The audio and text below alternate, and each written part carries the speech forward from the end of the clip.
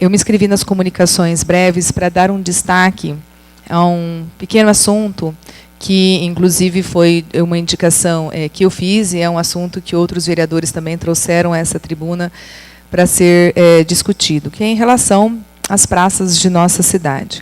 Então, uma moradora das proximidades da Praça 23 de Outubro havia dado a ideia, e eu disse que eu faria a indicação, em relação ao chafariz, né, que já por muitos anos ele está sem funcionamento, e que poderia ser colocado, então, terra nesse chafariz e ser plantado ali, né, algumas mudas de plantas ornamentais, uma vez que então ele não está sendo utilizado, porque ele fica ali, fica sujo e fica realmente trazendo um desconforto para quem é o frequentador da praça. Então, acabou se estendendo, né, essa ideia às duas praças.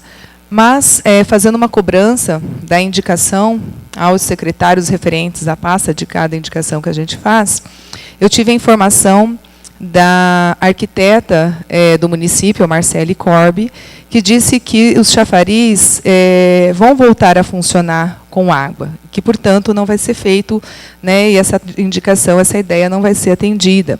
E que está em processo de licitação o conserto dos dois chafariz, das duas praças, tanto da 23 de Outubro como da Praça da Avenida Goiás também.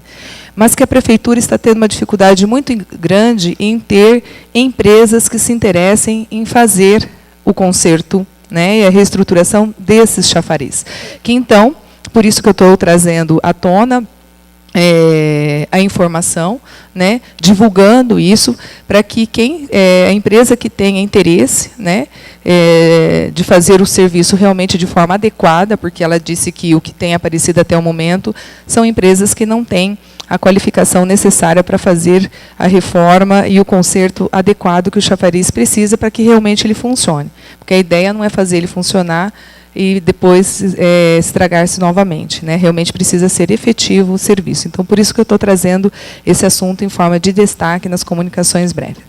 Eu trouxe um assunto hoje aqui para falar, em primeiro lugar, que é um assunto que já foi debatido nessa casa, já foi debatido socialmente, mas os professores da escola onde eu trabalho, Jorge Amado, bem no horário do recreio, me indagaram muito a respeito desse assunto.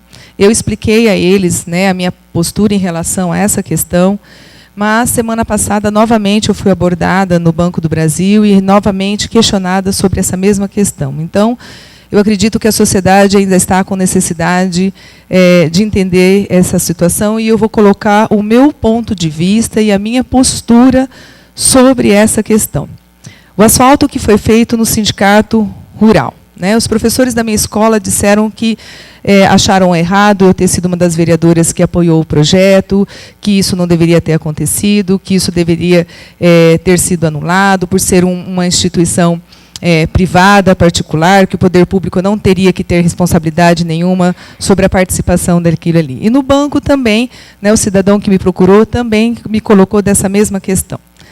Bom, quando o sindicato veio até aqui explicar a necessidade dessa lama asfáltica que seria colocada lá para que a festa do sindicato pudesse acontecer de uma forma mais confortável, né, dando um conforto maior às pessoas que estariam participando da festa, né, principalmente ali na área dos shows e tudo mais, uma das questões que nós levantamos aqui nessa casa, e não foi uma questão só minha, mas de outros vereadores também, seria na questão da contrapartida da parte social do sindicato em relação a essa ajuda do Poder Executivo, né, do dinheiro ali que seria investido nesse asfalto. E uma das questões assim que, inclusive, eu levantei, e que foi, né, apoiada por outros vereadores, era de que, pelo menos, as crianças pudessem estar utilizando o parquinho durante o dia ali, né, como uma forma de retorno do sindicato em relação ao apoio do poder público, porque era algo que já era feito antigamente. Isso não é uma novidade, não foi uma ideia nova, isso já era feito anteriormente, né? As crianças já participavam da ida ao parque no período da exposição. Mas aí eu fui buscar, né, cada vez mais informações em relação a esse assunto, já que eu fui tão questionada e cobrada. Bom, o Sindicato Rural, esse ano, cedeu aquele espaço ali para que acontecesse o carnaval, que era tão cobrado da sociedade para que se saísse de frente ali, né, da Igreja Católica, da Igreja Luterana, de perto do hospital, na praça de eventos, e que era um lugar aberto, perigoso. E aí o sindicato cedeu aquele espaço de uma forma fechada, onde dava para controlar melhor, de repente, a frequência das pessoas, ficou no lugar mais isolado, tirou-se de perto do hospital o barulho, o som da região, né, onde teriam as residências ali. Outra situação que o sindicato também oferece são 20 cursos anuais, gratuitos para o setor rural, onde qualquer um da sociedade pode se inscrever e fazer gratuitamente. Tá? Então, tudo isso é a contrapartida que o sindicato rural traz de volta para a sociedade. Outra situação também são os cursos do Pronatec, que são oferecidos pela assistência social e que são dados na Cotenec. Só o ano passado, na Cotenec, que é a comunidade largada pela Igreja Católica, que dá o apoio às pessoas que são dependentes químicas, né, foram feitos 2 cursos e com o apoio do Sindicato Rural. O Sindicato Rural é que ajuda no lanche e em outros custeios para que o Pronatec possa acontecer lá na Cotenec.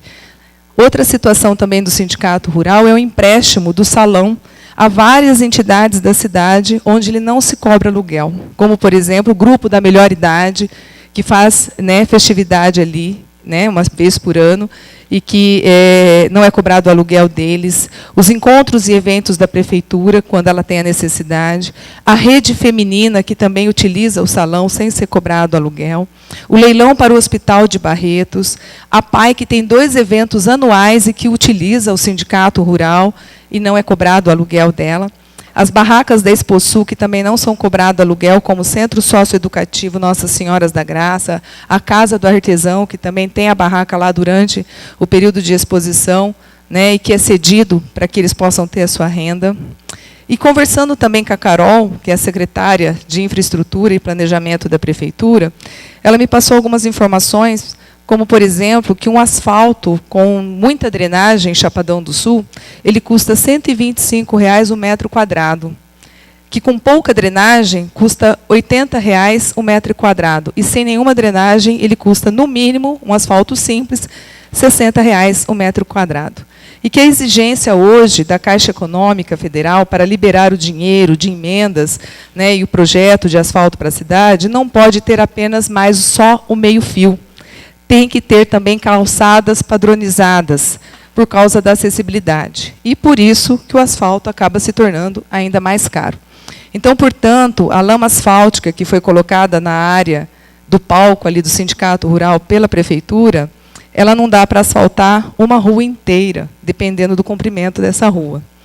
E conversando também com o seu Ari Nunes sobre a máquina de fazer asfalto que nós temos, ele disse que para o município fazer o asfalto, que toda cidade precisa, para não termos mais problemas com as ruas, né, de terra, ele respondeu que essa prática acabaria quebrando o município, porque o asfalto é muito caro. Portanto, hoje, a secretária Ana Carolina, que esteve aqui na Câmara hoje à tarde, conversando conosco, na nossa reunião de comissões, ela disse que o asfalto do bairro Planalto, por exemplo, que hoje o projeto, né, que tem de asfalto para lá, ele é desde 2012, é desde a época do governo do prefeito Joselito, e só está sendo disponibilizado agora pela Caixa Econômica em 2014. E só vai dar para asfaltar uma rua e alguns metros. É o valor de R$ 300 mil. E que outras ruas do bairro Planalto já estão com projetos de asfalto em andamento, assim como de outros bairros da cidade também, que ainda estão sem asfalto. E que existem algumas ruas da nossa cidade que vão ser asfaltadas com recurso municipal também. Então, eu sei bem o que é morar numa rua sem asfalto. Eu morei por 11 anos na Rua G, que é a primeira rua de entrada ali do bairro Esperança. E por 3 anos eu morei nessa rua sem asfalto. Tá? Meu filho hoje tem os dentes sem o esmalte, e segundo os médicos e os dentistas, provavelmente pelo excesso de antibiótico que eu dava a ele, por causa da alergia que ele tinha de nós morarmos numa rua sem asfalto. Portanto, eu sei muito bem o que é morar numa rua sem asfalto. E eu sei a necessidade, né, da população em relação a essas questões. Mas, mesmo assim, eu, Tânia Francini, julguei que seria importante ser uma das vereadoras que estaria apoiando o projeto de asfalto no Sindicato Rural. Tá? Bom, gostaria de parabenizar os profissionais de educação física. Quero destacar aqui um bom exemplo que nós temos em nossa cidade, dentre outros exemplos, né, mas eu quero destacar esse em especial, porque eu estive visitando o projeto, a convite do nosso colaborador aqui, o Cláudio, né, no projeto Tênis para Todos, que fica ali próximo ao ginásio de esportes de nossa cidade. E eu gostaria aqui de dar os parabéns ao professor Tiago Almeida Moreira, pelo trabalho, pela organização e, principalmente, por ele ser o responsável pelo comportamento e postura dos alunos. Nós, professores das escolas, nós percebemos quando um aluno participa de algum projeto esportivo. Vocês não têm ideia da importância do profissional de educação física para nos ajudar lá na sala de aula. Porque, como o esporte é algo que está ligado, de uma certa forma, a lazer também, as crianças gostam muito. E elas respeitam muito o professor. Ele é a pessoa que tem a maior força de exigir disciplina, muito mais do que nós, profissionais, que ficamos dentro da sala de aula com eles. Então, eu quero aqui ressaltar o trabalho do professor Tiago Almeida Moreira como um bom exemplo, porque nós, na escola, percebemos que os alunos que têm essa prática, né, são alunos mais calmos, são alunos mais educados, são alunos que têm muito mais iniciativas e, sem sombra de dúvida, o esporte é uma das formas mais eficientes para afastar as nossas crianças e os nossos jovens das drogas. Então, fica aqui o meu agradecimento e o meu destaque de um bom exemplo na nossa cidade, que é o trabalho que o professor Tiago Almeida Moreira está fazendo no projeto Tênis para Todos.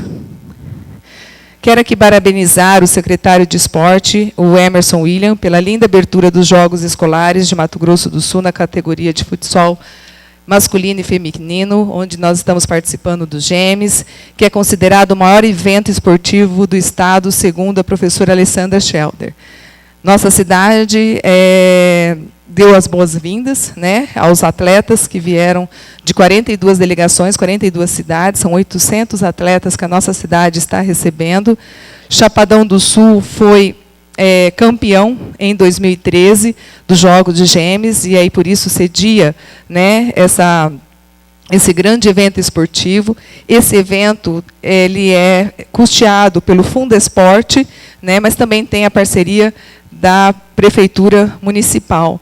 E ontem a Câmara foi representada e nós destacamos isso, que a Câmara Municipal é parceira do esporte em Chapadão do Sul também, né? Gostaria de falar rapidamente também a respeito da audiência pública da saúde, que aconteceu aqui nessa Câmara no dia 10 de junho, né, onde a secretária e todos os outros funcionários de saúde fizeram a apresentação e a prestação de contas das suas ações e dos investimentos que a Prefeitura fez no primeiro trimestre em 2014.